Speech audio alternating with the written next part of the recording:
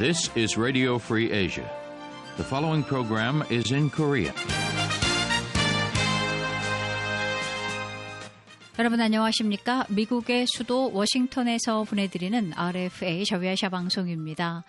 자유아시아 방송 한국어 방송은 라디오와 인터넷을 통해 뉴스와 정보, 논평과 기획, 보도 등 다양한 소식을 전해드립니다. 6월 24일 목요일 방송 시작합니다. 이 시간 진행의 양윤정입니다. 먼저 오늘의 주요 뉴스입니다. 미국 국무부는 리선권 북한 외무상이 대미 접촉을 전혀 생각하지 않고 있다고 밝힌 것과 관련해 대북 외교는 여전히 열려 있고 북한이 미국의 대화 제의에 긍정적으로 반응하길 바란다고 밝혔습니다.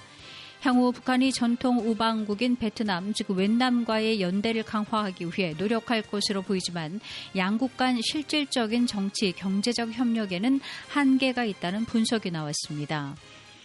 북한이 지난해 4월부터 올해 2월까지 11개월 동안 인도로부터 의료용품을 가장 많이 수입한 것으로 나타났습니다.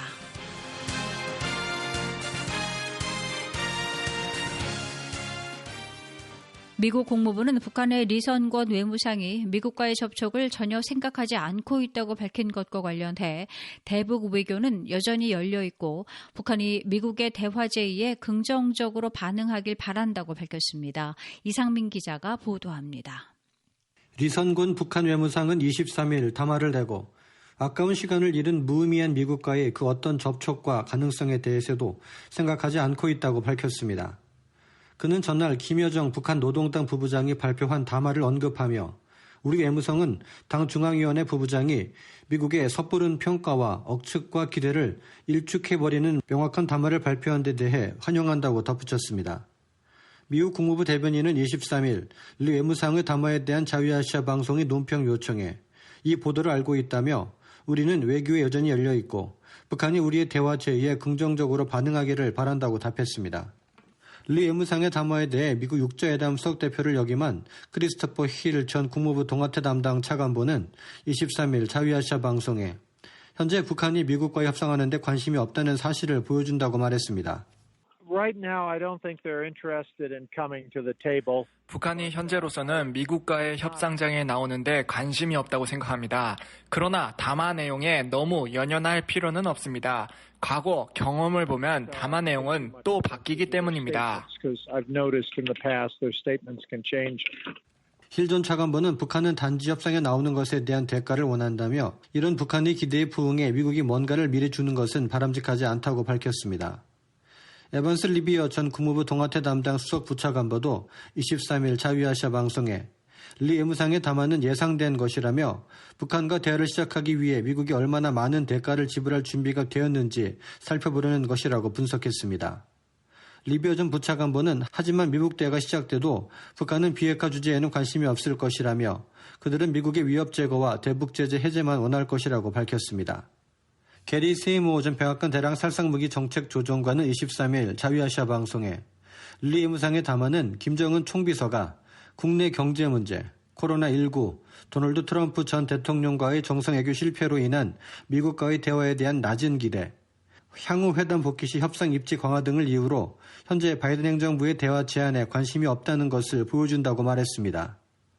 세이모 전 조종관은 당분간은 북한의 도발도 없고 대화도 없는 그런 상황이 지속될 것이라며 사실 이런 상황은 조 바이든 미 행정부도 원하는 것이라고 지적했습니다.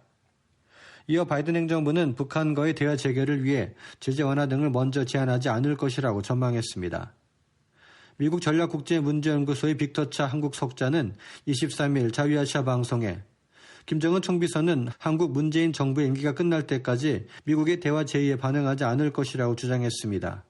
임기가 몇 달 남지 않은 문재인 정부 하에서 미북 협상을 진행하는 것이 무리이고 또 문재인 정부가 트럼프 전 대통령이나 바이든 대통령이 북한에 더 많은 것을 양보하도록 설득하는데 실패했다고 보고 문 정부에 실망하고 있기 때문이라는 겁니다. RFA 자유아시아 방송 이상민입니다. 미국의 로이드 오스틴 국방장관은 2022 회계연도 미 국방부 예산이 점증하는 북한의 탄도미사일 능력 대응 등에 중점적으로 사용될 것이라고 밝혔습니다.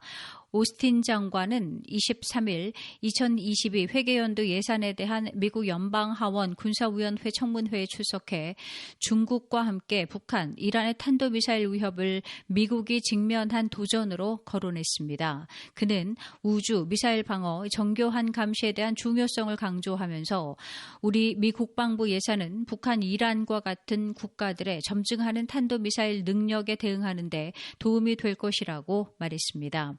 오스틴 장관은 중국이 미국의 가장 큰 도전이라고 말하면서도 미국은 북한과 이란, 러시아로부터의 위협에 직면하게 될 것이며 이에 대한 준비에 나서야 한다고 강조했습니다. 이날 같은 청문회에 출석한 마크 밀리 미 합참의장은 미 합동군은 24시간 내내 항공, 해상, 육지, 사이버 및 우주 등 모든 영역에서 미국의 이익을 보호하고 감시한다면서 유럽에서 주요 훈련을 하고 한국 비무장지대를 감시하고 있다고 그 예를 들었습니다. 한편 미 연방하원 군사위원회 애덤 스미스 위원장은 이날 청문회에서 미국은 러시아, 중국, 북한, 이란, 초국가적 테러리스트 등 전 세계적으로 매우 복잡한 위협 환경 속에 있다면서 이들은 미국 안보를 위해 우리가 걱정해야 할 것들이라고 지적했습니다. 국제사회에서 고립이 심화되고 있는 북한이 전통 우방국인 베트남, 즉 웬남과의 연대를 강화하기 위해 노력할 것으로 보이지만 양국 간 실질적인 정치, 경제적 협력에는 한계가 있다는 분석입니다. 김소영 기자가 보도합니다. 미국 전미북한위원회와 동서센터가 23일 북한과 베트남, 즉 웬남 관계를 주제로 개최한 온라인 화상회의에서 관련 논문을 발표한 미국 보스턴대 소속 전문가인 강부 씨는 양국이 1950년대부터 사회주의와 미국에 대한 적대감이라는 공통점을 기반으로 70년 이상 끈끈한 연대를 이어왔다고 설명했습니다. 특히 2000년대 들어 북한이 경제개혁에 관심을 가지면서 당시 김정일 국방위원장은 베트남의 개혁 개방 정책, 일명 도이모이를 배우기 위해 베트남을 방문하기도 했습니다. 부 씨는 2019년 하노이 미북 정상회담 참석차 베트남을 방문한 김정은 당시 국무위원장 역시 베트남 공장을 견학했고 베트남 정부가 대북 투자 가능성을 살펴봤지만 양국 간 경제협력에는 한계가 있다고 결론 내렸습니다.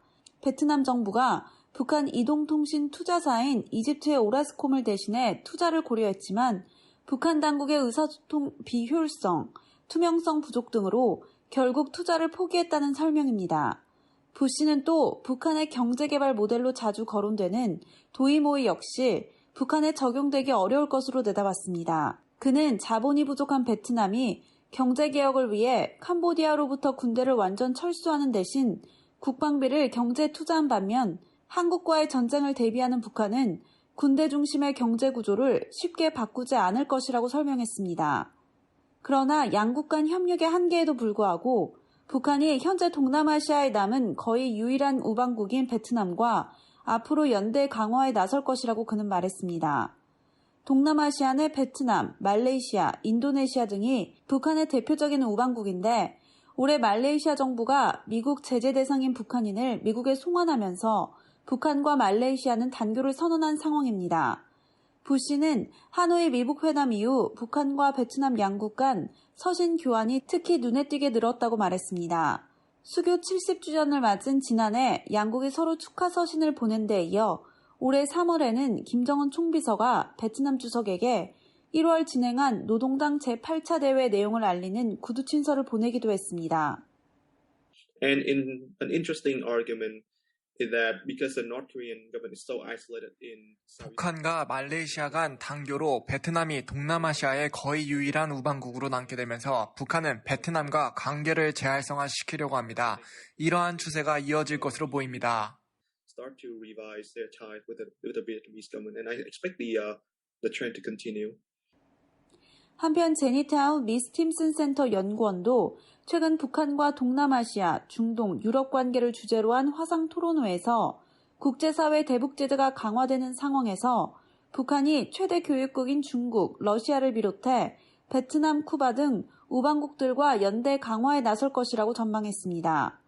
그러나 말레이시아 국립대학의 후츠핑 박사는 최근 동남아시아 국가들 역시 자국의 이익을 위해 대북제재를 철저히 이행하는 분위기라며 북한과 동남아시아 국가들이 사회주의를 기반으로 한 상징적인 관계를 벗어난 실질적인 협력 관계로 발전하기는 어려울 것이라고 주장했습니다. 한국대학무역진흥공사 역시 코로나 비루스 발생 전인 2020년 북한과 베트남 교류 현황 보고서에서 기록할 만한 경제 협력이 없다며 이는 베트남이 북한 노동자들을 강제 귀국시키고 북한과 무역 활동을 제한하는 등 대북 제재를 따른 결과라고 분석했습니다. RFA 자유아시아 방송 김소영입니다. 북한이 지난해 4월부터 올해 2월까지 11개월 동안 인도로부터 의료용품을 가장 많이 수입한 것으로 나타났습니다. 이경화 기자가 보도합니다. 인도는 1973년 북한과 수교해 지금까지 대사급 외교 관계를 유지하고 있습니다.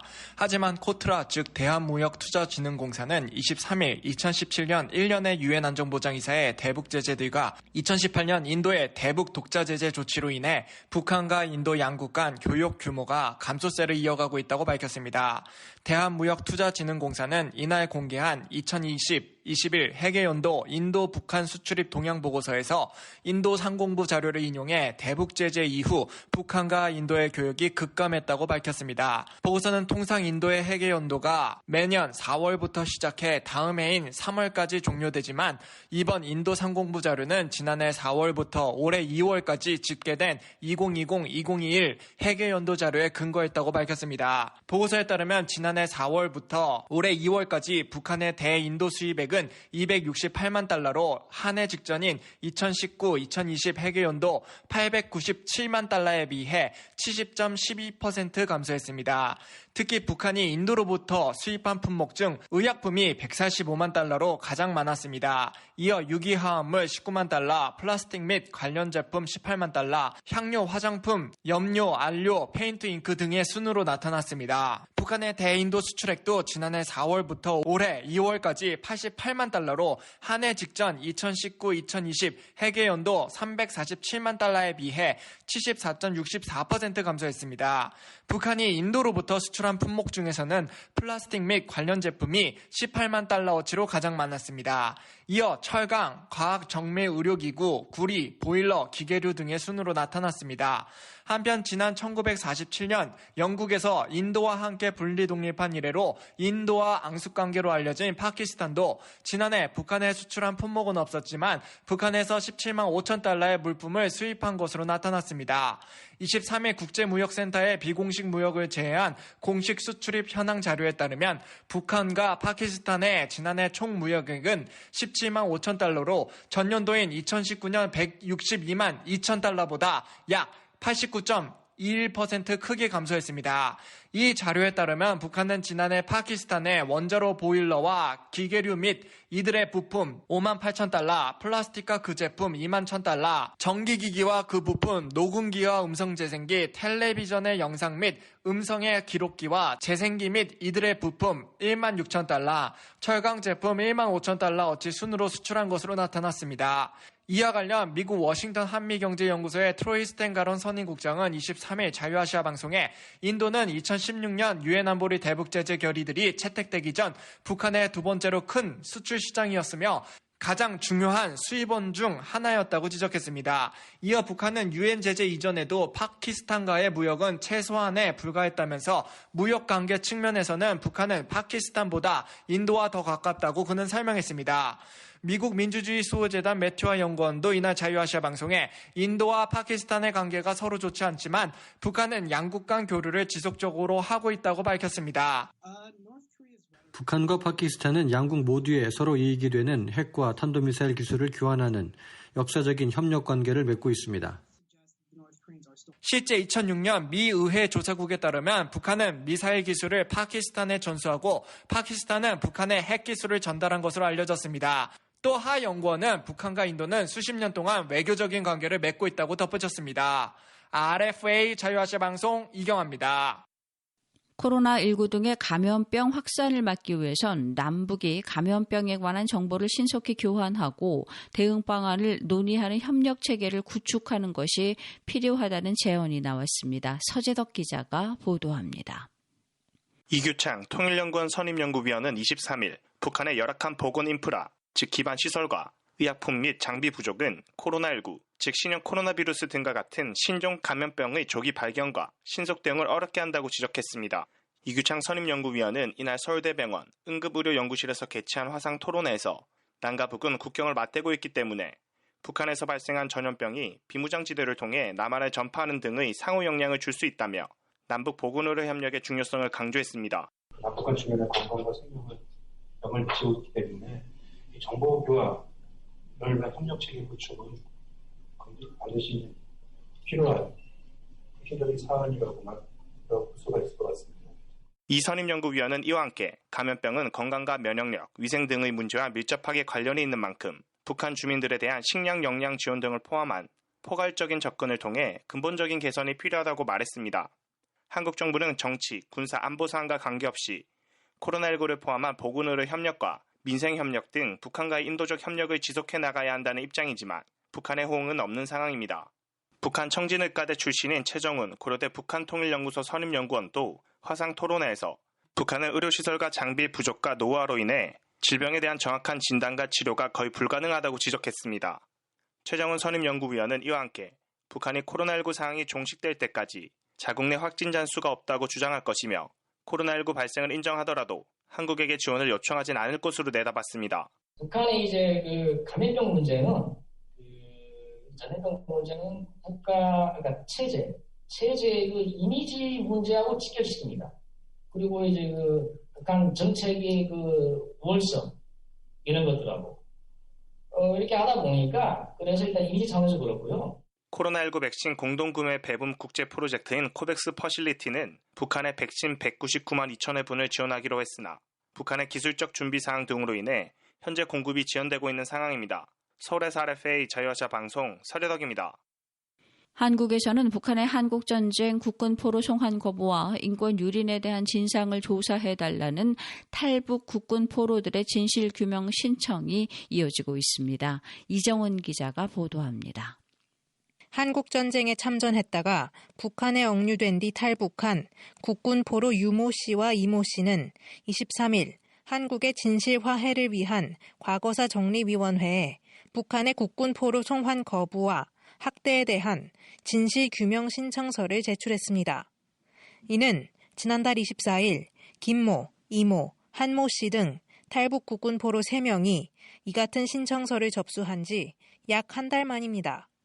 한국의 북한 인권단체인 물망초에 따르면 이들은 한국전쟁 휴전 이후에도 북한이 국군 포로 송환을 거부하고 이들을 강제로 억류한 이유와 과정, 그리고 국군 포로들에 대한 북한의 인권 유린 실태에 대해 한국 정부가 진실을 밝혀줄 것을 요구했습니다.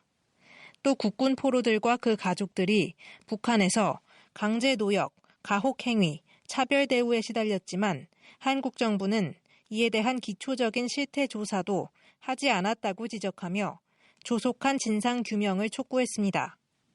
물망초는 이날 고령과 지병으로 거동이 불편한 유모 씨와 이모 씨를 대신해 서울 중구에 위치한 진실화해위 앞에서 기자회견을 열고 진실규명 신청서를 접수한다고 밝혔습니다. 이 두 분은 지금 건강이 좋지 않고 특히 오랜 기간 동안 지하 막장 상방에서 일을 하셨기 때문에 지금 이 호흡기가 굉장히 안 좋은 상태입니다. 그래서 직접 참석할 수 못했습니다.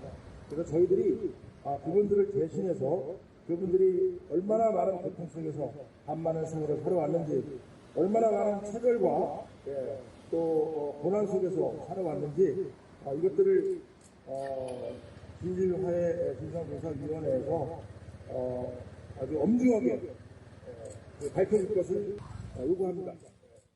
지난 1994년 고 조창호 중위가 북한에 탈출해온 이후 지난 2010년까지 스스로 한국으로 귀환한 국군 포로는 총 80명입니다.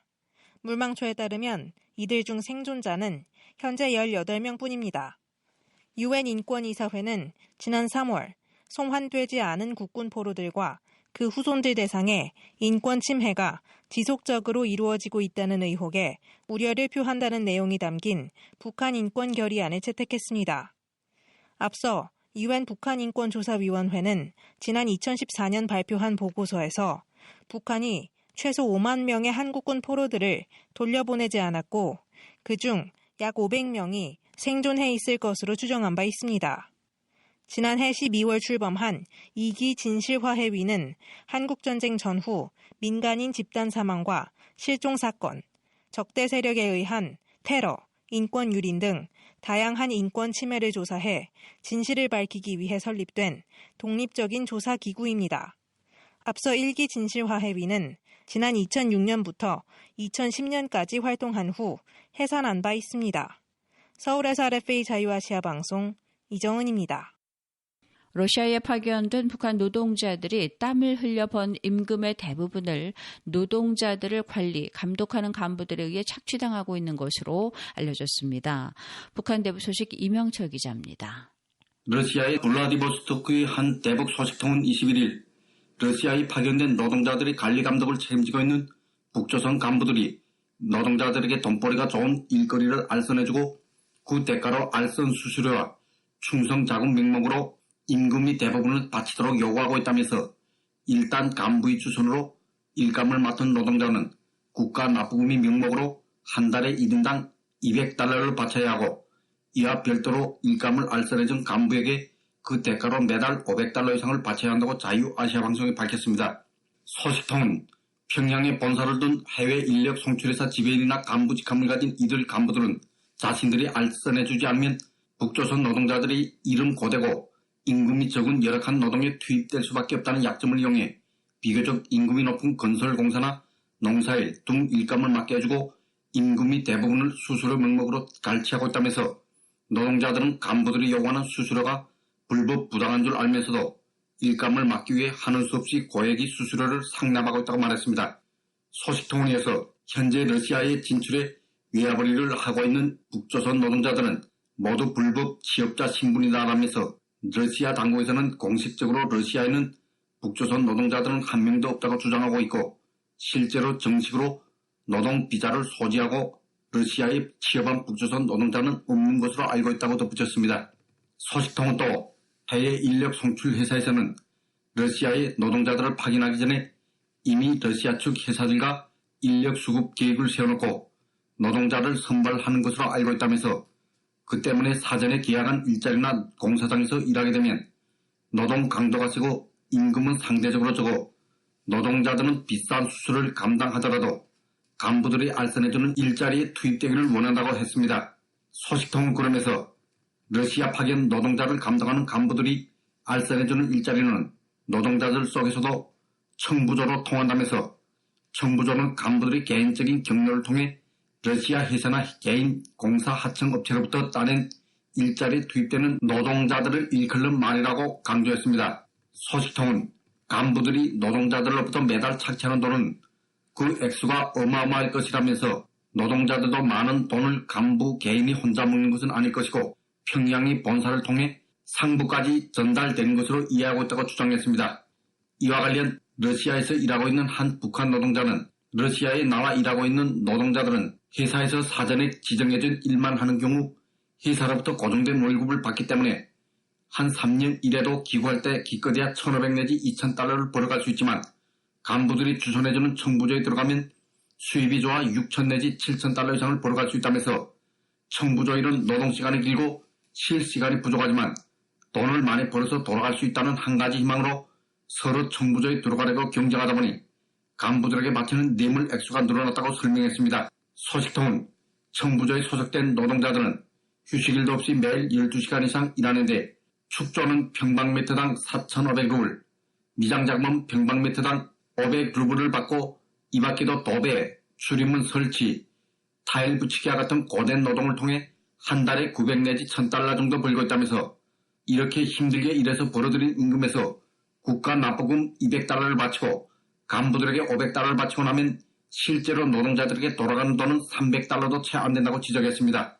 소식통은 또 러시아에서 일하는 노동자들의 임금을 과도하게 착취하는 간부들에 비해 불만을 가진 노동자들이 평양이 본사에 여러 차례 신소를 제기했지만 감감무소식이 나가면서 신소를 제기한 지배인을 비롯한 간부들의 비리가 단죄되기는커녕 그들은 국가가 정해진 납부금을 제때 성실하게 바친 나라의 일꾼이라고 칭송하고 있다고 강조했습니다. 소식통 그러면서 러시아에 파견된 인력회사 지배인과 간부들은 러시아에 나와 있는 동안 못 벌어도 50만 내지 80만 달러를 벌어서 가져간다는 목표를 세우고 수단과 방법을 가리지 않고 노동자들을 착취하고 있다면서 노동자들에게는 하루의 휴식도 없이 고된 노동을 강요하면서 간부들은 술판 벌리기, 인터넷 시청, 주표의 놀이로 시간을 보내는가 하면 러시아의 명소를 관광하는 등 호화 생활을 즐기고 있다고 강조했습니다. RFA 자유아시아방송 이명철입니다.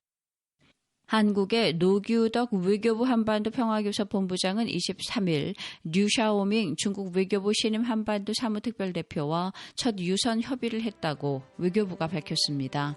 23일 한국연합뉴스에 따르면 양국 대표는 통화에서 최근 한반도 정세에 대한 평가를 교환하고 한반도의 완전한 비핵화와 항구적 평화 정착에 진전을 가져오길 위한 협력 방안을 논의했습니다. RFA 자유아시아 방송 뉴스입니다.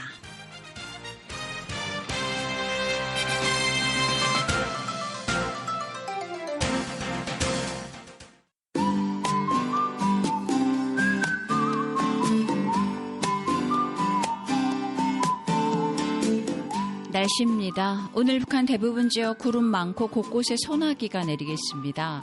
해상은 동해상 맑겠고 서해상 구름 많겠습니다. 바다의 물결 0.5에서 1m로 전 해상 잔잔하겠습니다. 지역별 자세한 날씨입니다. 평안남도는 곳곳에 소나기가 내리겠고 북도는 맑겠습니다. 아침 기온 평양 18도, 양덕 13도로 양덕을 제외하고 16도에서 18도, 낮 기온은 27도에서 28도 보이겠습니다. 자강도는 맑겠습니다. 아침 기온 중강 13도, 간계 15도, 희천 16도, 낮 기온은 27도에서 28도 보이겠습니다. 황해도 구름 많고 한때 소나기가 예상됩니다. 아침 기온 해주 19도, 용현 16도, 개성과 사리원 18도, 신계 17도, 낮 기온은 해주 25도, 개성 27도로 25도에서 27도 예상됩니다. 함경도 맑겠습니다. 아침 기온 함흥 15도, 장진 10도로 장진을 제외하고 14도에서 16도 보이겠고, 낮 기온은 함흥 26도, 심포 24도, 장진 21도, 북도는 23도에서 24도 예상됩니다. 양강도 구름 많고 오후에 한때 소나기가 예상됩니다. 아침 기온 해산 11도, 김형권 8도, 삼지연 6도, 낮 기온은 해산 26도, 김형권, 삼지연 21도 보이겠습니다. 강원도 오전에 맑겠습니다. 오후에 곳곳에 소나기가 예상됩니다. 아침 기온 원산 16도로 14도에서 16도, 낮 기온은 25도에서 26도 보이겠습니다. 날씨였습니다.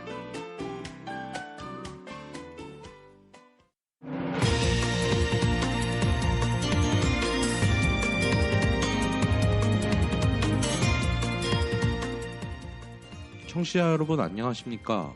세계 곳곳에 소식 전해드리는 지구촌 소식입니다.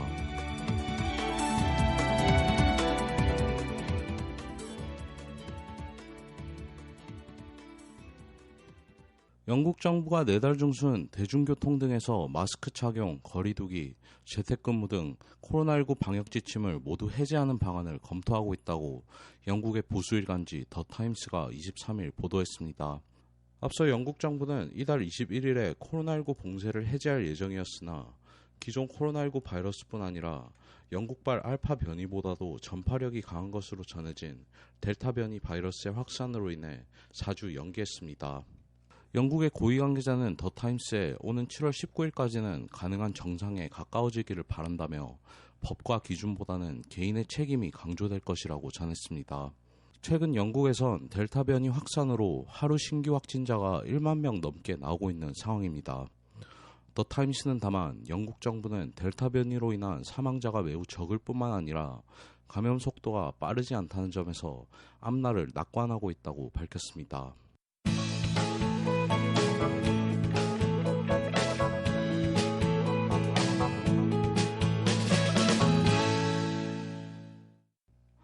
다음 달 23일 개막 예정인 일본 도쿄올림픽을 한 달 앞둔 시점에 개최 도시인 도쿄도의 코로나19 신규 확진자가 근 한 달 만에 최다를 기록했습니다. 일본 현지 공영방송 NHK에 따르면 23일 오후 7시 기준으로 현재 일본 전역에서 확인된 신규 코로나19 확진 사례는 1779명으로 집계됐습니다. 도쿄도는 이날 새로 확인된 코로나19 확진자가 619명이라고 발표했고, 이는 지난달 27일 684명을 기록한 이후 27일 만에 가장 많은 수치입니다.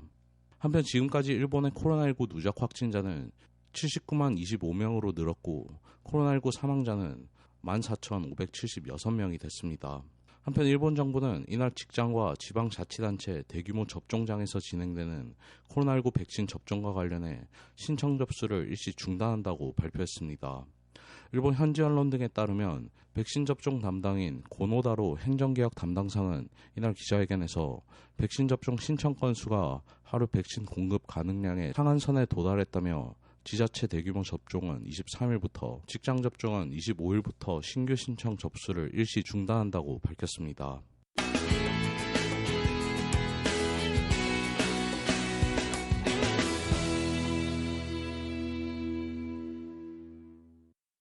홍콩 반중 매체 빈과일보는 이달 24일 마지막 신문을 발간하고 폐간할 것이라고 밝혔습니다. 빈과일보는 23일 공식 홈페이지를 통해 이날 자정부로 작업을 중단하기로 결정했다며 24일이 마지막 지면 발간일이라고 발표했습니다. 또 홈페이지 업데이트 역시 이날 자정부터 중단된다고 전했습니다. 빈과일보는 지난 26년간 사랑과 지지를 보내준 독자와 구독자, 광고주와 홍콩인들에 감사한다. 안녕히 계세요라고 작별 인사를 고했습니다. 사업가 지미라이가 1995년 6월 20일 창간한 빈과일보는 앞서 중국 지도부의 비리와 권력투쟁 등을 적극적으로 보도해 홍콩의 대표적인 반중 매체로 떠오른 바 있습니다. 한편 2003년부터 발행되어 온 대만 빈과일보는 홍콩 빈과일보의 폐간 발표 후 성명을 통해 대만 빈과일보의 운영에는 영향이 없을 것이라고 밝혔습니다.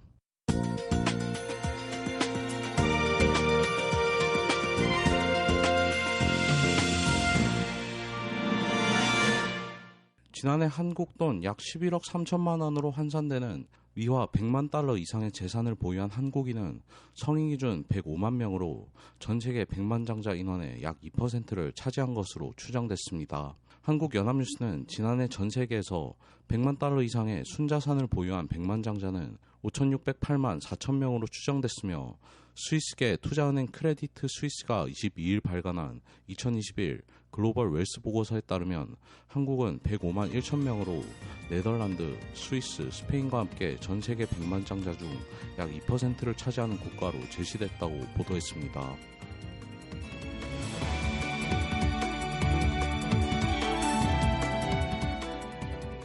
지구촌 소식 한덕인이었습니다.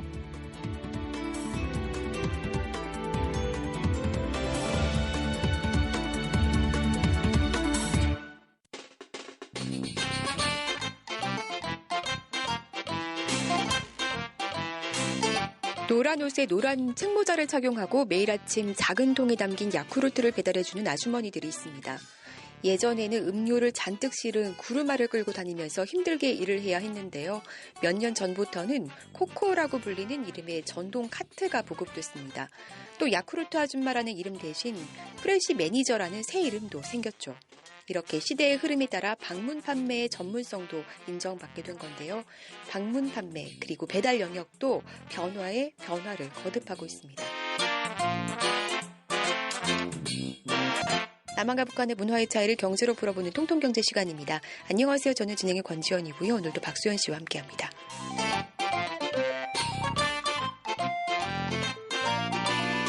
네, 안녕하세요. 네, 안녕하세요. 네, 저희가 지난 시간에는 별로 저희가 예고를 안 하는데 예고를 했습니다. 그렇죠. 다음번에 뭘 하겠다. 한 줄 전 건 기억을 하죠. 네. 우리가 그런 거 했잖아요. 정기 구독. 구독경제에 대해서 구독경제. 그렇죠. 네, 그래서 복습을 좀 해보자면 과자도 구독하는 시대다. 그렇죠. 얘기했는데 사실 이제 구독은 굉장히 이제 생활상으로 굉장히 많이 늘었어. 과자뿐만이 아니라 그렇죠. 되게 많은 일상생활에서 필요한 물건들을 우리가 구독하는 세상이 됐는데요. 네. 앞서 방문 판매도 언급했지만 최근 코로나19 확산은 배달 문화의 기폭제가 됐습니다. 일정 월 구독료를 지불하면 필요한 물건을 정기적으로 원하는 곳으로 배송해주는 구독경제 역시 코로나 시대를 맞아 생활 곳곳으로 파고들고 있습니다. KT경제경영연구소 조사에 따르면 구독경제시장 규모는 신규 기업들을 중심으로 2016년 26조 원에서 2020년 40조 원 이상으로 급성장했습니다. 달러로 환산하면 약 352억 달러 규모로 성장한 것이죠. 남한에서만 구독경제가 활성화한 것이 아닙니다. 구독경제 확산은 이미 전 세계적인 추세입니다. 어떤 게 있나요? 최근에는 뭐 과자나 도넛, 뭐 식품, 매트리스 이런 것까지도 거기에다 구독을 하게 되면 저희 집으로 그 날짜에 맞춰서 오는 서비스가 배달이 되는 그런 영역이 확장되고 있어요. 그렇죠. 그러니까 네. 예를 들자면 내가 과일을 그렇죠. 거의 매일 먹어야 된다라고 하면은 구독을 하는 겁니다.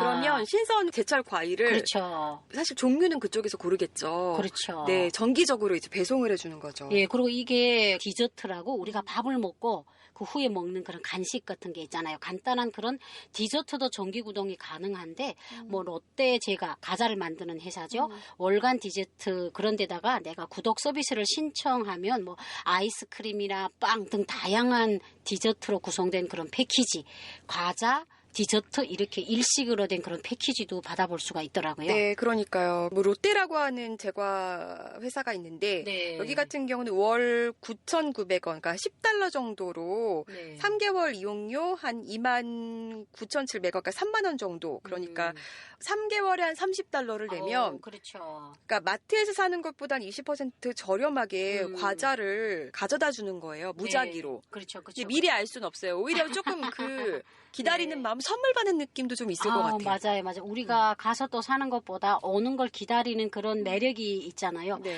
우리 커피도 없으면 안 되잖아요. 일상에서. 이런 데다가 월간 구독 서비스에 우리 만약에 가입이 되면 시중 정상가 대비 약 62%나 할인된 가격에 한 달에 10회 이상 이용이 가능합니다. 그러니까 이 구독 서비스에 가입을 하게 되면 우리가 직접 가지 않아도 되는 그런 이로움도 있지만 시중 판매보다는 더 늦게 이런 물건을 받아볼 수 있다는 데 장점이 있는 것 같아요. 네. 저는 북한에 있을 때 그냥 언돌에서 잤거든요. 네. 바닥에서. 근데 우리 한국에 오니까 다 침대에서 자게 돼요. 그러니까 우리가 침대에서 자자면 이제 그 침대 밑에 까는 북한에서 마다라스라고 하거든요. 매트리스 같은 것도 한 달에 여기에 구독이 되면 한 달에 28,900원 정도 돈을 내고 어떻게 보면 이걸 서비스를 받을 수가 있는 거예요. 그러니까 내가 한 번에 몇십만 원이란 돈을 내지 않고도 이런 정기 구독만 하게 되면 일상에 살아가는데 전혀 지장이 없는 거예요. 네. 얼음컵도 구독으로 먹을 수 있는 거 아세요? 얼음컵. 안 되는 게 도대체 뭐예요? 구독이 가능한 것을 찾기보다는 구독할 수 없는 것을 찾는 것이 더 빨라 보이는데요. 하다못해 앞으로는 꽃 등 식물을 배달해주는 화훼 구독 서비스가 공공기관 중심으로 제공될 것이라고 하고요. 도서나 옷, 자동차 등 생활에 필요한 모든 것은 구독으로 가능해질 전망입니다. 구독 경제는 소유보다 경험을 중시하는 젊은이들의 인식과도 맞아떨어졌죠. 북한에 있던 방식을 생각하면 이렇게 어떻게 보면 이게 서비스업이잖아요. 내가 직접 눈으로 보지 못하고 그 회사에서 사서 보내는 거잖아. 북한 같은 사람 절대 못 믿어요. 특히 과일 같은 거. 다 시들시들한 거 보내면 어떡할까? 이렇게 걱정하는데 내가 한국에 와서 느낀 게 한국은 내가 직접 가지 않아도 왜냐면 그 회사가 잘못 물건을 보내면 그 이미지라는 게 있잖아요. 그러니까 사람들이 안 좋은 물건을 받았어요. 그럼 나는 인터넷이라는 그 대중들이 볼 수 있는 그런 데다가 올려요. 그래서인지 구독을 하거나 내가 이제 비대면으로 뭘 하게 되면 고구마로부터 시작해가지고 너무 신선한 게 오는 거예요. 그러니까 저는 이거는 믿을 수 있다고 생각을 해요. 어떻게 보면 신뢰를 기반으로 그렇죠. 한 시장에서 할 수 있는 거긴 하군요. 정기 구독이라는 거는 그 회사에서 어떻게든 고정 거래하는 고객들이잖아요. 그렇기 때문에 또 이 사람들이 시중가보다도 더 늦게 주고 또 그만큼 좋은 걸 줘서 이 고객들이 잃지 않으려고 많은 노력을 하기 때문에 우리가 믿고 구독을 해도 괜찮을 것 같습니다. 저는 이 얘기 듣다 보니까요. 새로운 직업이 생겨나는 게 아닌가 싶어요. 새로운 직업? 어떤 직업이요? 예를 들자면 그동안은 주부들이 많이 이제 장을 보거나 직접 가서 물건을 사왔잖아요. 그렇죠. 그러니까 쇼핑을 대신해주는 어떤 그런 전문 마케터들? 그렇지. 이런 사람들이 생길 수 있지 않을까. 저 같은 결정장애인 사람한테 좋을 수도 있을 것 같아요. 나는 그렇죠. 저는 골라야 될지. 예를 들자면 저는 과자 한 번을 사러 가도 엄청 오래 걸려요. 이게 이것도 먹고 싶고 저것도 먹고 싶고 결정 못 해요. 근데 누군가 결정해 주는 거지. 그렇죠. 과일도 다 먹고 싶은 거예요. 근데 다 살 수가 없잖아요. 그렇죠. 근데 누군가 딱 내가 구독료를 냈는데 오늘은 수박, 내일은 참외, 그렇죠. 내일은 그 다음날 복숭아 이렇게 골라서 갖다 주면 주는 대로 먹으면 되니까. 네. 그리고 또 저 같은 사람한테 좋은 게 저는 가면 뭘 많이 사요. 충동 구매. 수박을 샀는데 참외를 한 박스 또 사요. 근데 우리가 이제 냉장고 안에 보관되어 있는 게 한계가 있어요. 그 참외도 그 신선하다가도 한 줄이 지나면 약간 조금 껍데기가 말라가고 약간 안에 하얀 것들이 약간 누렇게 아이보리 색깔로 변해요. 그러니까 그때 가슴을 치죠.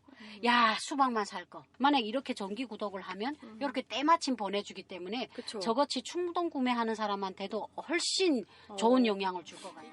우유, 신문, 정수기 렌탈 등이 전부터 존재하던 구독경제 모델이라면 최근에는 물건을 배송해주는 것을 넘어 가치까지 전달하는 개념의 구독경제로 변모하는 모습입니다.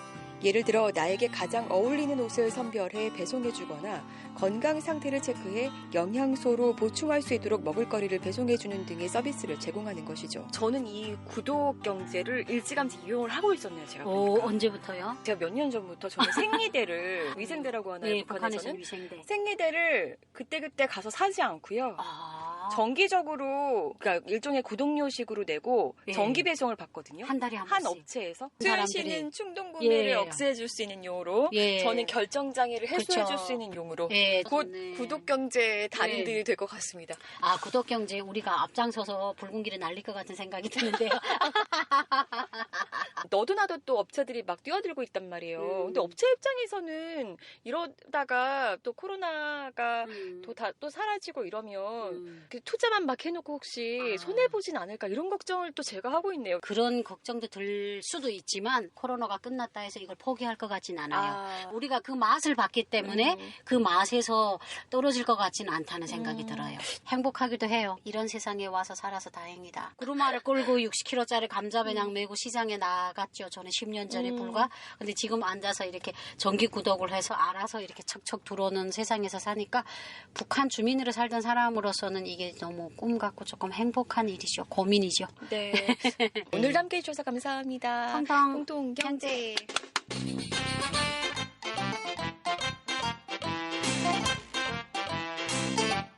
아침에 일어나면 취향에 맞게 배달된 원두로 커피를 내려 마시고 전문 스타일리스트가 나의 취향과 사이즈에 맞춰 배송해준 옷을 갈아입고 또 오늘 목적지에 맞춰 배달된 차를 타고 하루 일과를 끝내고 돌아오면 구독을 통해 배송된 저녁 식사를 하고 구독한 책을 읽고 또 역시 구독한 매트리스가 깔린 침대에서 잠을 자는 삶 어떠신가요? 어쩐지 내 일상을 누군가가 꼼꼼하게 챙겨주고 있다는 생각에 든든해지기도 하는데요. 고객들의 안목이 높아지고 취향은 까다로워지는 만큼 업체들이 기울여야 할 노력은 더 많아지겠다는 생각도 듭니다. 오늘 얘기는 여기까지입니다. 함께해 주신 여러분 고맙습니다.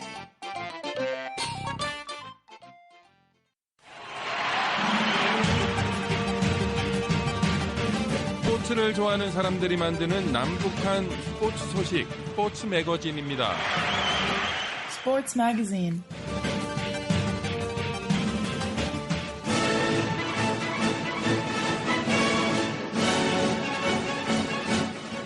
북한에 계신 자유아시아 방송 청취자 여러분 안녕하십니까? 여기는 미국의 수도 워싱턴입니다. 지금부터 그 어떤 방송에서도 들을 수 없었던 북한 청취자들만을 위한 최신 스포츠 소식을 전해드립니다.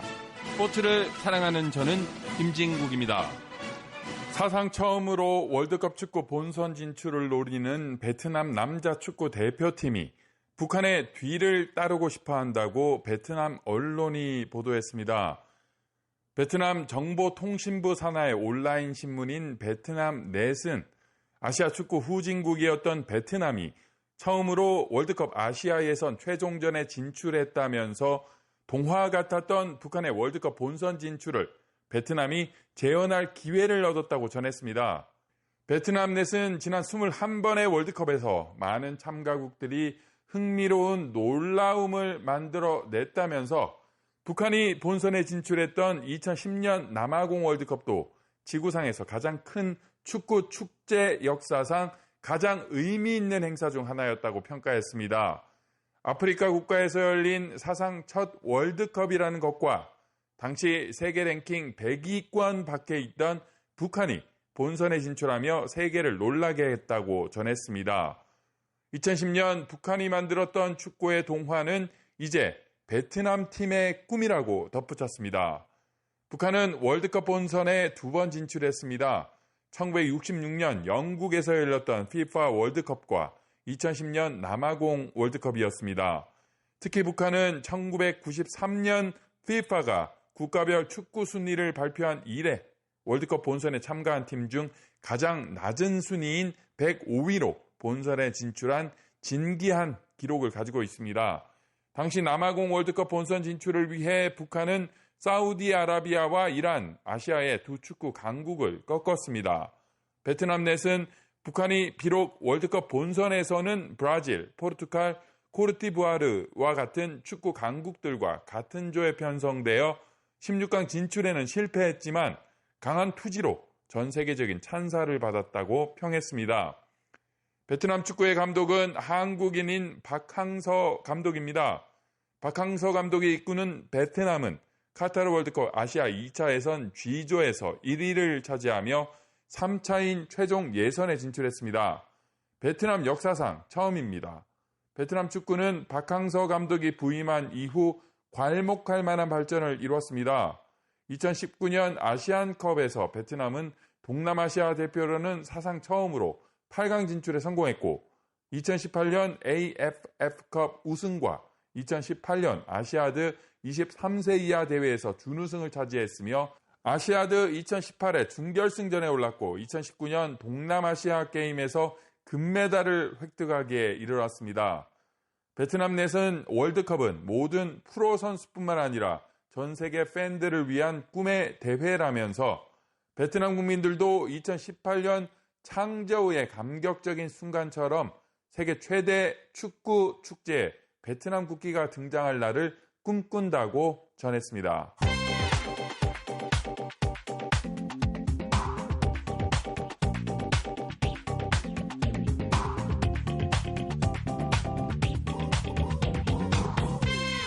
국제축구연맹은 지난 18일 2022 카타르 월드컵 아시아 최종 예선 조 추첨 방식을 확정해 발표했습니다. 12개 나라를 2개 조로 나누어 진행하는데 FIFA 랭킹에 따라서 가장 상위 2개국을 각기 다른 조에 배정하고 3위와 4위를 그 다음 묶음에 배정한 뒤 오는 7월 1일 추첨으로 조 편성이 확정됩니다. 대한민국 대표팀은 18일 기준으로 FIFA 아시아 랭킹에서 아시아 랭킹에서 일본, 이란, 호주에 뒤진 4위가 되면서 두 번째 묶음에 들어가게 돼 일본, 이란 중 한 팀과는 반드시 만나게 되는 험난한 일정이 예상됩니다. 3번 포트에는 중동 축구의 강호 사우디아라비아와 아랍에미리트가 나란히 배정됐습니다. 또한 4번 포트에는 이라크와 중국, 5번 포트에는 오만과 시리아가 들어갔습니다. 한국인 박항서 감독 지휘하에 사상 처음으로 월드컵 최종 예선에 진출한 베트남은 레바논과 함께 가장 마지막인 6번 포트에 배정됐기 때문에 조 추첨 결과에 따라 한국과 같은 조에서 경쟁할 수도 있습니다. 조 추첨은 다음 달 1일 말레이시아 쿠알라룸푸르에서 진행됩니다.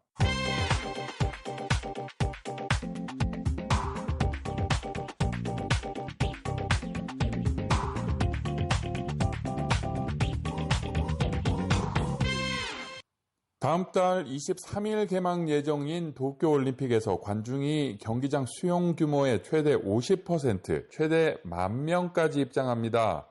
일본 정부와 도쿄도 도쿄올림픽 패럴림픽 조직위원회, 국제올림픽위원회, 국제패럴림픽위원회는 21일 비대면 화상회의를 진행하고 유관중 개최 계획과 함께 관중 입장 제한 규정을 확정했습니다. 지난 3월 열린 오자회의에서는 해외에서 일본으로 입국한 관중은 입장을 허용하지 않기로 결정했습니다. 따라서 도쿄올림픽 경기장엔 내국인, 즉 일본 거주자만 입장할 수 있습니다. 21일 도쿄 등 일본의 9개 광역지방단체에서 발령됐던 긴급 사태가 해제되자 도쿄올림픽 일본 국내 관중 수용 기준을 확정했습니다. 8월 24일 개막 예정인 패럴림픽은 다음 달 16일 입장 관중의 규모를 결정할 예정입니다.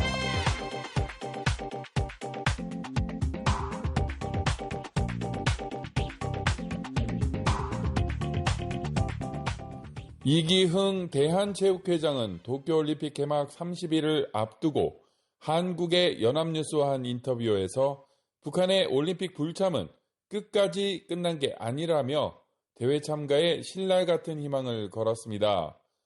이 회장은 국제올림픽위원회와 한국 정부가 북한의 도쿄올림픽 참가를 지속해 설득하는 것으로 안다며 7월 5일이 올림픽 엔트리 최종 마감인 만큼 그때까지 선수 등록 여부를 기다려봐야 정확히 알 수 있다고 전망했습니다. 북한의 정확한 의중을 살피던 IOC는 이달 9일 북한에 할당된 올림픽 출전권을 다른 나라에 재배분할 것이라며 북한의 불참을 공식화했습니다. 그러나 현직 IOC 위원이기도 한 이 회장이 막판까지 기다려봐야 한다고 신중한 태도를 보이면서 극적인 반전 가능성이 생겼습니다. 북한은 평창 동계올림픽 때도 개막 40일 전인 2018년 1월 1일 김정은 국무위원장의 신년사를 통해 올림픽 참가 의지를 밝힌 뒤 속전속결로 단일팀 협상을 마무리한 적이 있습니다.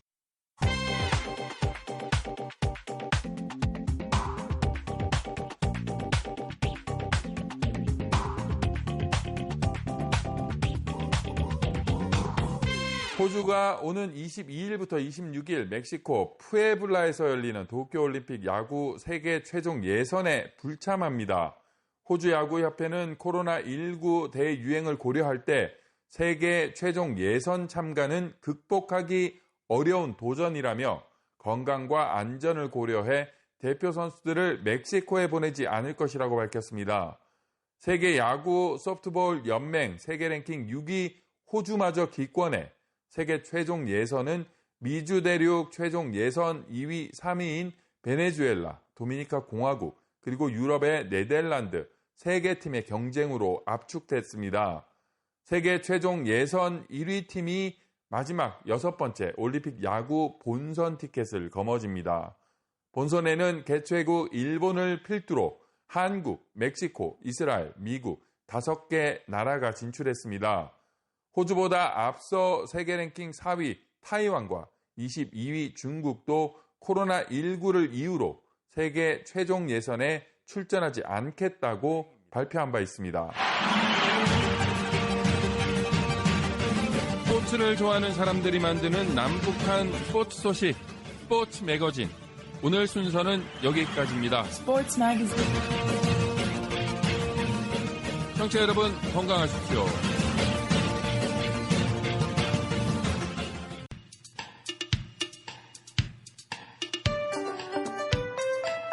이런 말 아세요?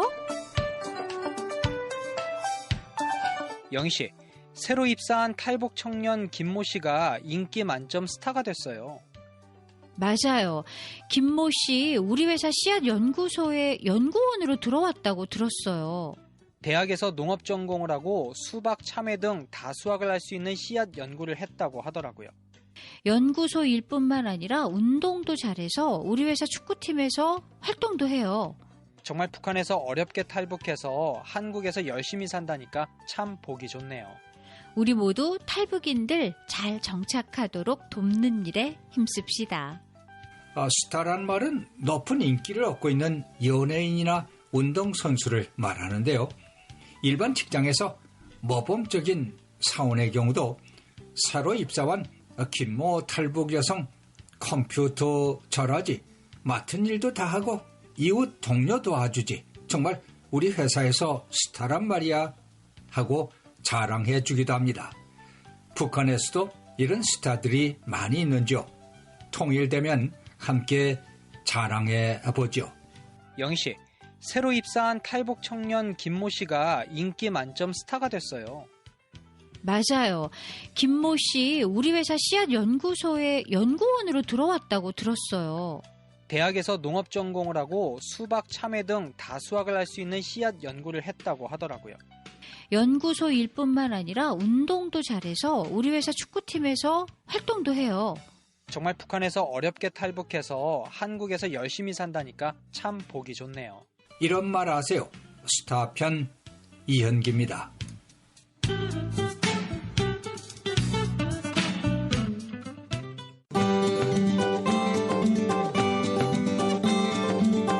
RFA 자유아시아 방송은 새벽, 아침 그리고 저녁 하루 3차례 방송합니다. 새벽 방송은 자정부터 새벽 4시까지 들으실 수 있습니다. 자정부터 2시까지는 중파 1188kHz, 단파 9910, 9990, 11985kHz로 2시부터 4시까지는 중파 1188kHz, 단파 9990, 11985kHz로 청취하실 수 있습니다. 아침 방송은 오전 6시부터 7시까지 단파 9540, 9990, 11985kHz로 저녁 방송은 오후 7시부터 8시까지는 중파 1566kHz로 9시부터 10시까지는 단파 9580kHz로 들으실 수 있습니다. 여러분의 의견이나 정치 소감을 이메일, 즉 전자우편과 팩스로 보내실 수 있습니다. 이메일은 nk@rfa.org이고 팩스는 미국 전화번호 1-202-530-7765입니다. 또 인터넷과 스마트폰인 지능형 손전화기를 통해 듣고 보실 수 있습니다. 인터넷 주소는 www.rfa.org이고 스마트폰은 korean.rfa.org입니다. 미국 전화번호 1857-232-0077로 전화하시면 방송을 바로 들으실 수 있습니다. 앱스토어에 있는 사운드 클라우드와 구글 플레이 스토어에서 무료로 다운받으실 수 있습니다.